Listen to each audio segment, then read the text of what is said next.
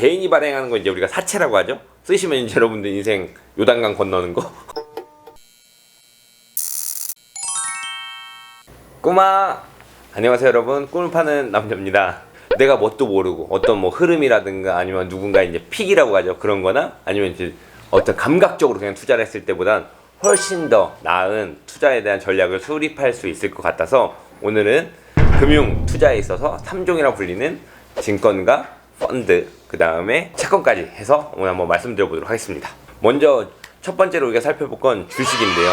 주식 같은 경우는 사실 우리가 많이 이야기하지만 아마 이런 것도 알고 계실 거예요. 주식이라는 것은 어떠한 그냥 기업의 자본금을 형성하는 그 증권이라고 보시면 되는데, 그 자본금이라는 것은 결국엔 이 회사가 계속해서 운영하기 위해서 그 회사의 자산가치, 그 다음에 이 회사의 어떤, 회사라는 것은 돈을 벌어오는 기계인데 이 기계가 얼마만큼의 가치를 가지고 있는가를 매기는 것이 바로 주식이란 말이죠. 우리가 이것을 산다는 것은 한 회사의 주주로서, 그러니까 내가 어떤 의결권에도 참여할 수 있는 기준을 충족한다라면은 이 회사의 운영과 경영에도 내가 관여를 할 수 있다는 뜻이고, 그리고 이 회사의 흥망성쇠에 따라서 나의 자산의 가치도 같이 움직인다라는 거죠. 그러니까 우리가 주식을 이해할 때 그냥 단순히 하나의 투자의 대상이 아닌 내가 그 회사의 하나의 주인으로서, 그리고 이 회사를 내가 진짜 믿고 투자할 수 있는 회사인가, 이 회사가 내가 어느 정도의 자본을 투입해서 키워졌으면 좋겠다라는 마음을 가지고 또 투자하시는 것도 옳은 방법 중에 하나라고 좀 볼 수 있다라고 이렇게 이야기를 할 수 있겠습니다.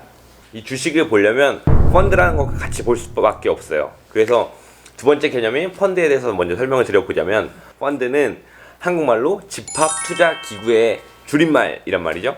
그러니까 집합투자기구라는 건 예를 들어 이렇게 생각을 해볼게요. 우리나라에서 지금 가장 이제 대형주로 좀 평가받고 있는 것이 이제 LG 생활건강 같은 주식이란 말이죠. 우리가 만약에 예를 들어서 이 영상을 보고 계시는 구독자님께서 나는 그럼 매월 적립식 투자로 LG 생활건강이라는 우리나라의 이제 대장주 중에 하나에 이제 난 투자를 할 거야 라고 하는 거죠. 근데 여러분들의 예를 들어서 올해 한 달 동안 주식에 투자할 수 있는 금액이 30만 원밖에 안 된단 말이에요. 그러면은 한 달에 한 주도 사지 못하니까 아예 주식 투자 자체가 성립이 안 되게끔 되는 거죠. 근데 펀드라는 건 그러한 상태에 있어서 누구나라도 그러한 뭐 대장주나 내가 투자하고 싶은 대형주들에 투자할 수 있도록 여러 명의 사람을 모으는 거예요. 그래서 A도 30만 원을 내고 B는 50만 원, 그 다음에 C는 뭐 100만 원을 내서 총 200만 원 정도의 우리가 이제 투자할 수 있는 투자금을 만들었다 라고 하면, 그때는 LG생활건강도 한 주를 사고 남은 45만 원 가지고는 뭐 30만 원짜리 중형주도 사고 그 다음에 뭐 잡주도 사고 해가지고 포트폴리오를 구성할 수 있게끔 되는 거죠. 그러니까 투자하고 싶은 사람 몇 명이 집합해서 투자를 할 수 있는 기구의 형태를 만든 것이 펀드라는 거죠. 그러니까 이 펀드의 특징은 한 가지에만 투자할 수 있는, 한 가지 종목이나 한 가지 회사 또는 기업에만 투자할 수 있는 것이 아니라 비슷한 산업군에 또는 비슷한 위치에 있는 여러 가지 회사들을 묶어서 투자할 수 있기 때문에 주식보다는 훨씬 더 그 위험도가 낮다라고 평가받는 것인데, 물론 그 안에서도 고위험군, 초고위험군, 그다음 중위험군, 그다음 저위험군 이렇게 나눠서 펀드의 성격들도 투자 성향에 따라서 정해지기 나름입니다. 그러니까 펀드라고 해서 주식보다 훨씬 재미없다가 아니라 좀 더 장기적이고 적립식으로 오랫동안 정기 투자하고 싶다라면 주식보다는 펀드를 추천하고 그 펀드 안에 있는 구성 내역들을 정확하게 확인하다라면 어떻게 보면 주식보다 훨씬 더 재미있게 투자를 하실 수 있다.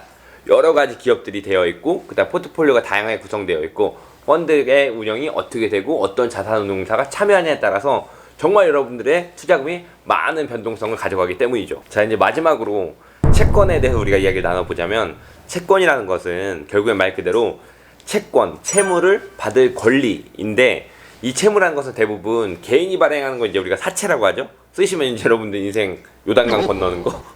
근데 그거 말고 대표적으로 대부분의 국가들이 발행하는 이제 국가채, 그 다음에 회사에서 발행하는 회사채, 그 다음에 여러 가지 이제 공공기관에서 많은 채권을 발행하는데요.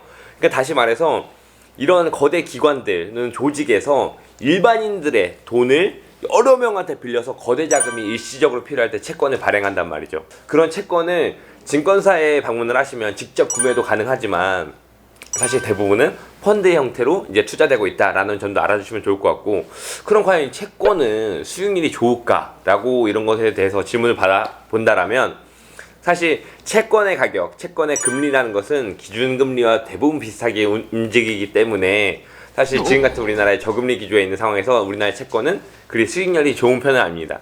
근데 반대로 중국과 같은 한창 성장이 일어나고 있는 국가 같은 경우는 지금도 국가채가 보통 3%에서 4% 정도의 수익률의 이자율을 가지고 있고, 또 여러분들 잘 아시는 뭐 남아공 같은 곳 같은 경우는 아직도 국채가 9%, 10%의 어떤 이자율을 약속하고 있단 말이죠. 그러니까 다시 말해서 돈이 들어갈 곳이 너무 많기 때문에 이 수익률이나 높은 이자를 줘서라도 내가 돈을 수급해야 되기 때문에 그런 어떤 금리에 대한 안정성이 조금 떨어진다라고 볼 수 있겠죠. 그러니까는 채권도 종류와 발행 주체에 따라서 그 수익률과 이자율이 엄청나게 달라질 수 있기 때문에 채권도 때로는 상당히 공격적이고 가장 위험한 또 하나의 상품이 될 수도 있다라는 겁니다.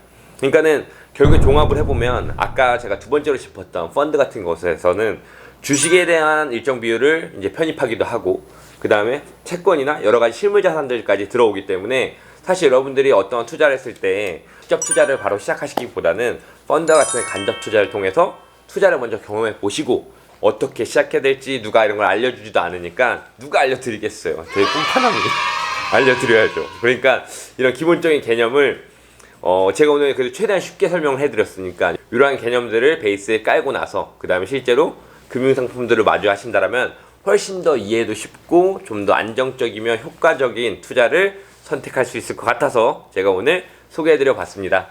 영상 재밌게 보셨고 유익했다라면 구독도 해주시면 좋고 좋아요 눌러주시면 더 좋고 댓글 달아주시면 더 좋은 거니까 아무튼 많은 참여 부탁드리겠습니다. 지금까지 꿈파남이었습니다. 꿈파!